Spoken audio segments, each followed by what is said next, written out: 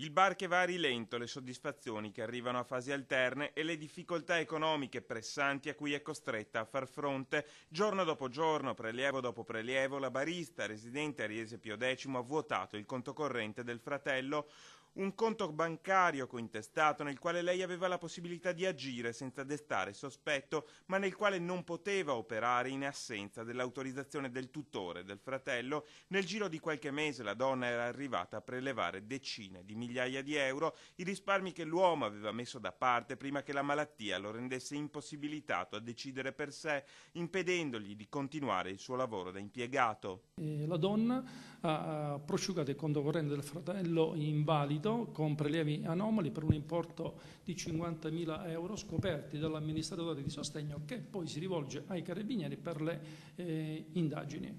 Ma non basta, perché la donna a quel punto ha anche deciso di accendere un mutuo interamente intestato al fratello 53enne. Il fratello così ogni mese riceveva l'ordine di rimborso da oltre 300 euro per volta. Finanziamento contratto con un istituto bancario a nome del fratello, ma a sua insaputa.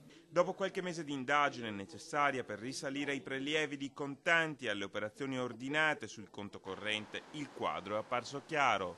La signora adesso è stata denunciata alla Procura della Repubblica per circonvenzione di incapace.